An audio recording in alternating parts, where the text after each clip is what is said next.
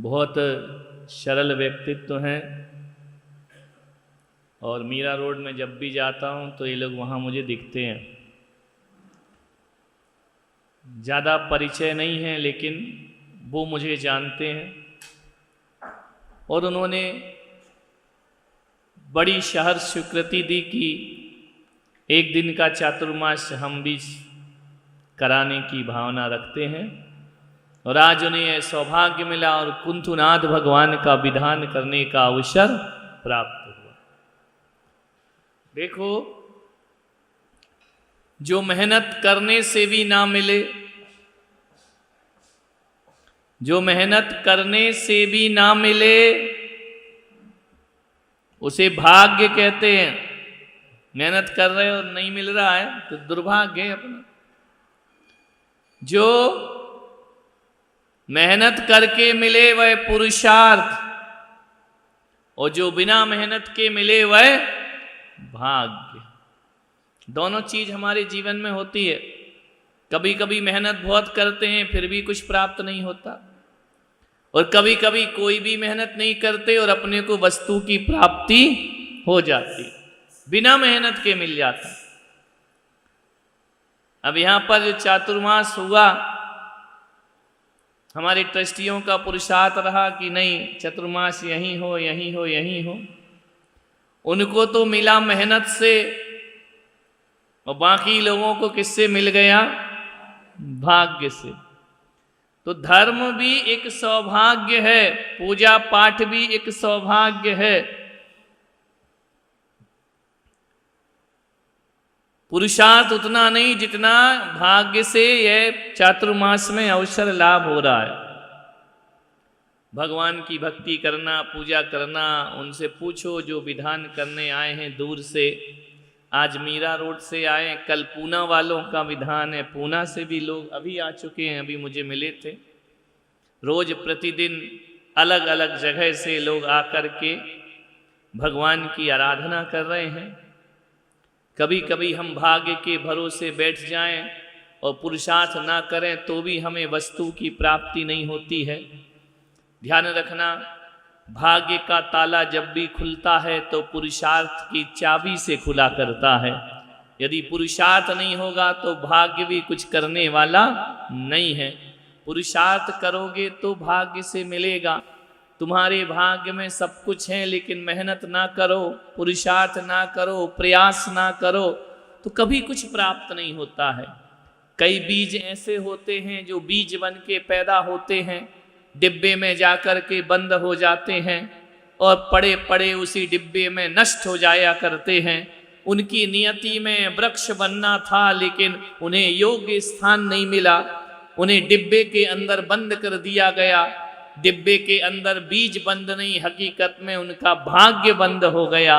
यदि उसी बीज को किसी उर्वरा भूमि पर डाल दिया जाता तो वही छोटा सा बीज बहुत बड़ा वृक्ष बन करके खड़ा हो जाता और एक बीज में सैकड़ों फल आते और हजारों हजारों की संततियों को लाभ प्राप्त होता।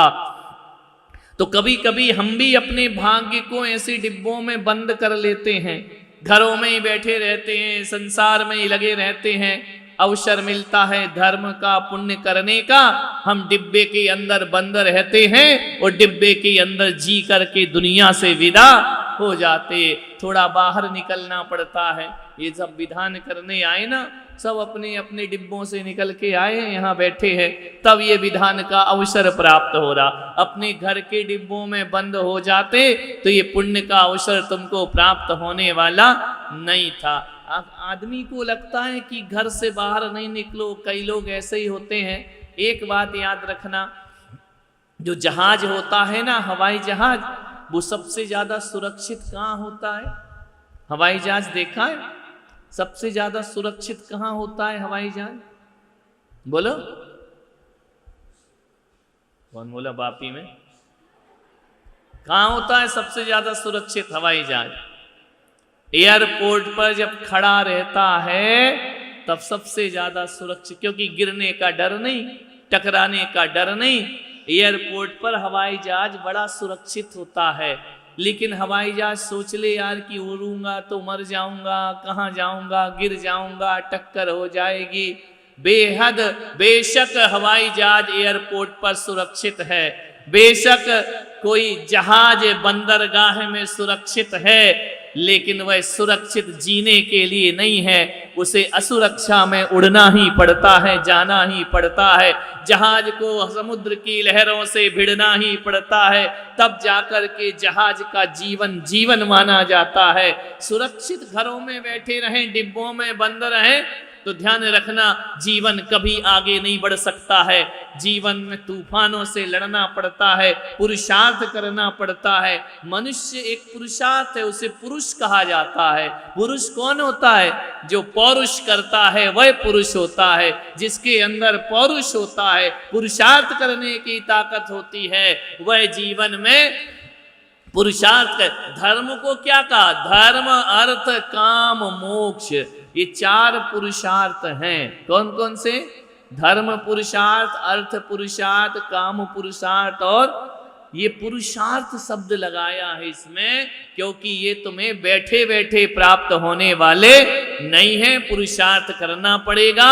यदि हवाई जहाज को हवाई जहाज रहना है तो एयरपोर्ट से उठ कर के उसे आकाश में जाना ही पड़ेगा, वरना उसका कोई मूल्य नहीं रह जाएगा। सुरक्षा कहाँ है? ध्यान रखना, दुनिया में कहीं भी घूम कर आ जाओ, सुरक्षा तो कहीं भी नहीं है, घर में भी नहीं है। राजा राणा छत्रपति हाथ निके असवार, और मरना सबको एक दिन अपनी अपनी। ऐसी कोई जगह है जहां तुम सुरक्षित हो? एक आध जगह का नाम बताओ। है कोई जगह जहां मौत नहीं आए? कोई एड्रेस, कोई स्थान है ऐसा? कोई खंडर, कोई गुफा, कोई गुप्त स्थान जहां छिपकर बैठ जाओ? जहां भी जाओ वहां आप असुरक्षित ही हैं, ध्यान रखना। इसलिए पुरुषार्थ से पौरुष जागृत होता है, पौरुष से धर्म की प्राप्ति होती है। दीक्षा लेना, संयम लेना, व्रत लेना, ये वीरों का काम है। दीक्षा लेने वालों को वीर कहा जाता है। कायरों के बस में दीक्षाएं नहीं हुआ कर। पौरुष जागृत करना पड़ता है। बहुत कुछ सकल पदार्थ या जग माही, कर्महीन नर पावत। इस संसार में क्या नहीं है, लेकिन जो पुरुषार्थहीन है उसको कुछ भी प्राप्त।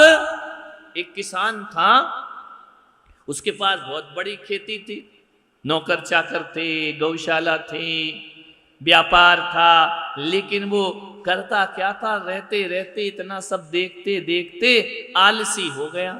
उसने कहा क्या करूंगा, खेत में जाके इतना तो है अपने पास, क्या करना मुझे गौशाला में जाके, सब अच्छा चल रहा है, क्या करूंगा घोड़े के अस्तबल में जाकर, क्या करना है, आराम से हुक्का गुड़गुड़ाता पीता और बैठा रहता। उसके एक दोस्त ने कहा यार कितनी भी धन दौलत माया हो, पुरुषार्थ तो करना चाहिए ना। उसने कहा क्या करना, मेरा दिन तो आराम से गुजर जाता है, गपशप लगाते रहता हूं और खाट पे लेटे लेटे मेरा दिन कट जाता है।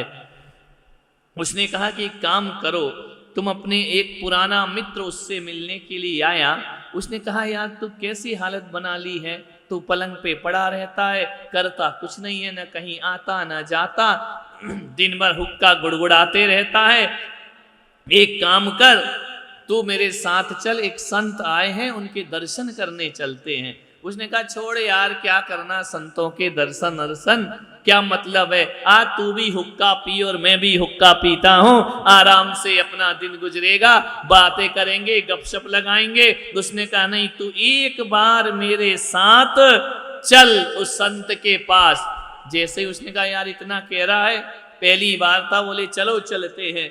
जैसे ही गया, संत के प्रवचन हो रहे थे, उपदेश मिल रहे थे, और संत ने बताया कि मेरे पास ऐसे नुस्खे हैं जो अमीर को और अमीर बना सकते हैं। अरे किसान ने कहा और अमीर, इतना तो मेरे पास है, लेकिन मैं और अमीर बनना चाहता हूं। ध्यान रखना, गरीब आदमी ही अमीर बनना नहीं चाहता है, अमीर आदमी भी और अमीर बनना चाहता है, और की आस लगी रहती है, कभी ये आस तृप्त नहीं होती। उसने कहा यार चलो और अमीर बन जाएंगे। उसने कहा कि एक बात बताओ संत जी, और अमीर बनने के लिए कुछ मुझे मेहनत तो नहीं करना पड़ेगा? अरे बोले कोई मेहनत नहीं करना, ऐसा मंत्र है मेरे पास कि तू और अमीर हो जाएगा। उसने कहा कि संत जी अब बता दो। संत ने कहा कल आना। रे बोले फिर वही बात, कल आना। मेरा घर से निकलने का मन नहीं करता, मैं कहाँ बार बार आऊंगा, आज आया हूं। एक काम करो, जो भी नुक्सा है मुझे बता दो कि अमीर कैसे बनूं। संत ने कहा अरे आज नहीं बता सकता, आज मैं बहुत व्यस्त हूं, आज मैं बहुत थक गया हूं, कल बताऊंगा। अब उसे रात भर चैन नहीं कि कल फिर संत के पास जाना है, मुझे और अमीर करना कुछ नहीं है। क्या मालूम क्या मंत्र दे देंगे, अमीर हो जाऊंगा। दूसरे दिन फिर गया संत जी। संत ने कहा क्यों रे, तू तो घर से नहीं निकलता है, खाट पे पड़ा रहता है, आज कैसे आ गया? अरे बोले और अमीर बनना है, कुछ बताओ, कल वो बता रहे थे। संत ने कहा यार आज मेरा मूड नहीं है। अरे बोले पागल मत बनाओ, मैं 2 दिन आया हूं, 5 साल से तो घर से निकला नहीं हूं, तुम्हारे नुक्से के लिए 2 दिन आ गया हो, बताओ मुझे क्या करना है। संत ने कहा एक काम कर, जब सूर्योदय हो, सुबह सुबह ब्रह्म मुहूर्त का समय, उस समय एक नीलकंठ आता है। नीलकंठ पक्षी को जानते हो? दशहरा के दिन दिख जाए तो बड़ा शुभ हो जाया करता है। तो बोले सुबह सूर्योदय के दिन तू नीलकंठ को देख लेना। अब वो नीलकंठ ऐसा, कभी यहां बैठे, कभी वहां बैठे, कभी वहां बैठे। अब किसान बड़े आराम से उठा, बोले आज नीलकंठ। बोले और मुझे करना क्या? बोले कुछ नहीं करना, केवल नीलकंठ को देखना है और तू अमीर हो जा। अरे उसने मित्र से कहा यार मित्र बहुत अच्छी जगह लेकर आए हो, नीलकंठ देखना है, माला माल हो जाएंगे। गया, क्या देखता है, पूछा नीलकंठ कहाँ बैठा, नीलकंठ कहाँ बैठा। लोगों ने कहा अभी तो यहीं बैठा था, उड़ के वहां चला गया, उड़ के वहां चला गया। वो परेशान हो गए, यार ये नीलकंठ दिख क्यों नहीं रहा है आज मुझे। पता चला कि वो नीलकंठ किसान के खेत में जाकर के बैठ गया। जैसे ही ये गया, लोगों ने कहा किसान भाई जल्दी जाओ, खेत के पास नीलकंठ बैठा है। दौड़ा दौड़ा भागा, मुझे अमीर बनना है, मुझे अमीर बनना है। जैसे ही किसान पहुंचे, नीलकंठ उड़ करके आगे बढ़ गया। उसने कहा यार ये बाबा ने बहुत बुरा फंसा दिया, अब नीलकंठ मुझसे आने से पहले उड़ जाता है, मैं करूं क्या। जैसे ही खेत पर पहुंचा, क्या देखता है कि उसके जो नौकर चाकर है ना, वो किसान के खेत खलिहान से अनाज भर भर के चुरा करके ले जाए। अरे किसान ने देखा मेरे खेत में चोरी, मैं तो इनके भरोसे खेत छोड़ के गया। पूछा कहाँ ले जा रहे हैं ये? अब उनके तो पसीना आ गया कि भाई चोर तो चोर है। किसान ने कहा कोई बात नहीं। तो बोले एक बात बताओ, ये अनाज का तो बाद में निपट लूंगा मैं, नीलकंठ देखा क्या? बोले हाँ किसान जी देखा नीलकंठ। बोले कहाँ? बोले अभी तुम्हारी गौशाला की तरफ गया है। किसान भागा गौशाला के तरफ, नीलकंठ वहां मिलेगा। जैसे ही पहुंचा, वहां से भी नीलकंठ उड़ के चला। रे उनने कहा ये नीलकंठ है, आफत की जान है, सुबह से परेशान हो रहा हूं, ये दिख ही नहीं रहा है। वहां जाके क्या देखता है, गांव के लोग उसकी गौशाला से दूध चुरा चुरा के ले जा रहे हैं, क्योंकि कभी देखते ही नहीं था वो गाय गौशाला की तरफ। उसने कहा नीलकंठ कहाँ है? देखा कि लोग दूध चुरा रहे हैं। जैसे ही लोगों ने देखा यार मालिक आ रहा है, फटाफट दूध की बाल्टियां छुपाना शुरू कर दी। किसान ने कहा कोई बात नहीं, देखते हैं। बोले कि क्यों, एक बात बताओ, यहाँ नीलकंठ देखा क्या? अरे बोले अभी तुम्हारी अस्तबल में जहां घोड़े बनते हैं वहीं उड़ करके गया है। किसान वहां पहुंचा, देखा उसने घोड़ों का अस्तबल, महीनों से बरसों से सफाई नहीं, गंदगी पड़ी है, पूरा गंदा, घोड़ों को बीमारी लग रही है।